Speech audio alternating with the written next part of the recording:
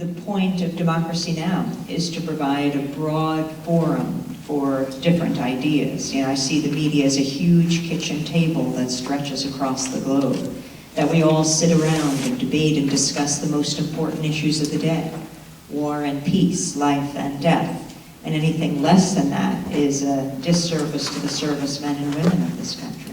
They can't have these debates on military bases. They rely on us in civilian society to have the discussions that lead to the decisions about whether they live or die, whether they're sent to kill or be killed. Anything less than that is a disservice to a democratic society. So, Hi, my name is Mark Phillips, and I'm an engineer, mechanical engineer, degree in that, and I'm also a member of Architects and Engineers for 9/11 Truth. However, they're not part of this operation. This is all me.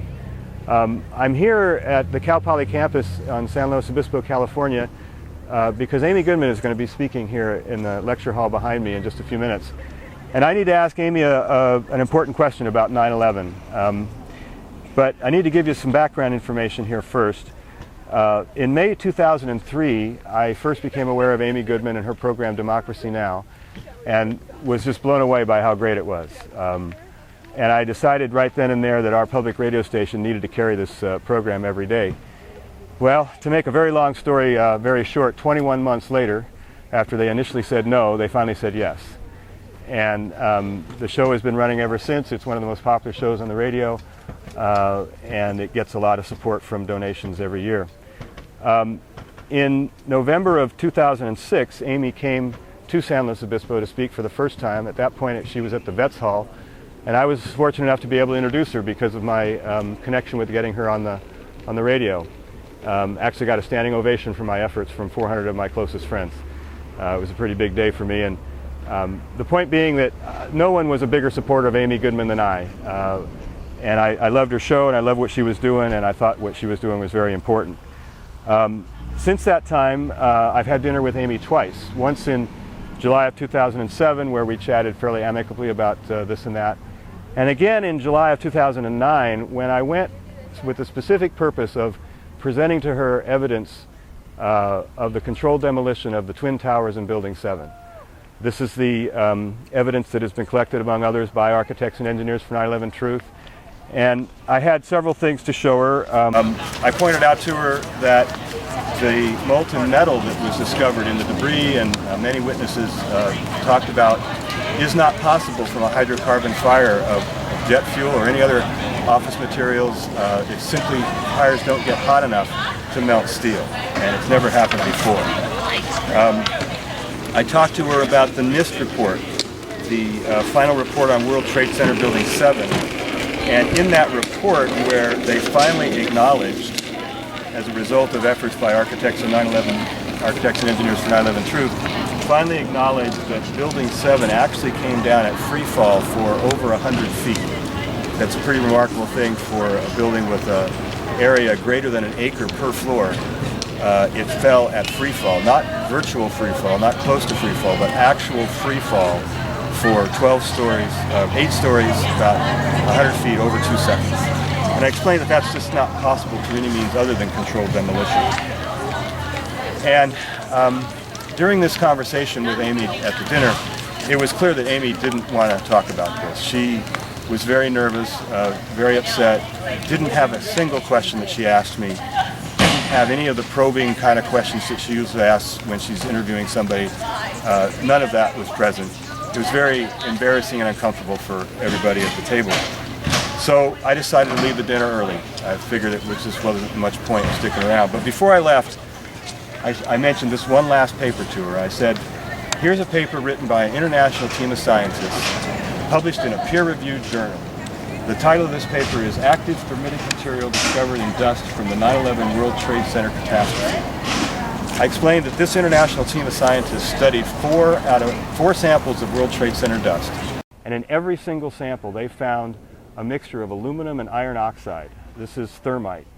Except that this material was so highly engineered, the particles were so small, that they called it nanothermite. This is very, very highly engineered stuff. It's highly exothermic, and it explains all of the phenomenon that we've seen that are not capable of being explained by an ordinary hydrocarbon fire. The rapid collapse of the buildings, the presence of molten metal, those sorts of things. I told her about this paper. I put it down on the table in front of her, and I begged her to interview one of the authors of this paper so that we could get this truth on the air where it needs to be. And so I'm going to ask her today why she didn't do that, because she hasn't. She hasn't interviewed any of the authors of this paper. So my purpose here today is simply to ask her why. I don't really expect a clear answer, and that's going to be my point, I think. I think people need to know that for whatever reason, Amy cannot bring us the truth on this matter, and she may have a very good reason for doing so.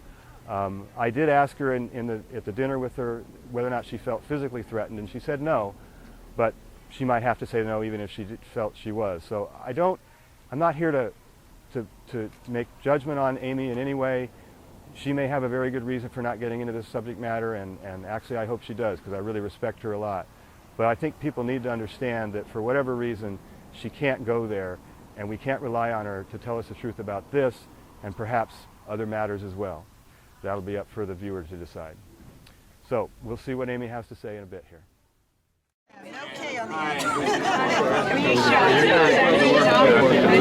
Thank you so much for Patrice? Amy. Yes. Hi. You might remember me. Last time you were here, I introduced you Yes. at the Vets Hall. 400 people. I was involved in getting you on the station. I spent 21 months doing that. No, we had dinner together. Yes, we had dinner together twice. And the last time I had dinner with you, I wanted to talk to you about 9/11. And I showed you quite a few documents about 9/11. I showed you I showed you the final report by NIST that shows the free fall of Building 7. I showed you pictures of buildings that were in far hotter fires that didn't collapse. I showed you a lot of information about the truth of what happened on 9/11, and I was pretty impressed by how unimpressed you were. You didn't seem to want to talk about it. I'm sure you've done this a million times. Usually it's the title page. Is this the title page? Yeah, that's it. Oh, thank you. Well, thanks very much. This is for Joanna. So the last thing I did, Amy, was I gave you this paper called Active Thermitic Material Discovered in Dust from 9/11 World Trade Center Catastrophe, written by an international team of scientists, published in a peer-reviewed journal. I begged you to interview one of the authors of this 3 years ago. Can you tell us why you didn't choose to interview any of these authors? I'm happy to take this. You took it 3 years ago. Book on the subject of democracy. Do you want to talk about this after? I'm sorry I didn't bring it Racing along. off, but I'll take anything. You took it 3 years ago and you didn't do anything then. I don't see why we should believe you do anything Get about it that for now. you. Thank you so much. My name's Joanna. Okay, so you saw Amy's response to my question. I think it's interesting. During her talk, Dennis Moynihan introduced her and was describing a lot of the things she's done and described Amy as fearless, and certainly her experience in East Timor would lead one to believe that. Michael Moore talks about Amy in the foreword to her book about how she will be there wherever the action is, wherever the story needs to be told, she'll be there. And Amy herself describes DN as Democracy Now! As a platform to provide differing views on subjects, and anything less than a full discussion of the issues regarding war and peace is a disservice. I would agree with that. She also talks about breaking the sound barrier, and I would also agree with that. And I just wish that in the issue of 9/11 and the truth of what happened on 9/11, the most important issue of our era, and responsible for the wars in Afghanistan and Iraq and freedoms being restricted at home, all of it traces back to this one event on 9/11, and it appears that the story that we're being told is a complete fabrication, and we have the evidence to prove it.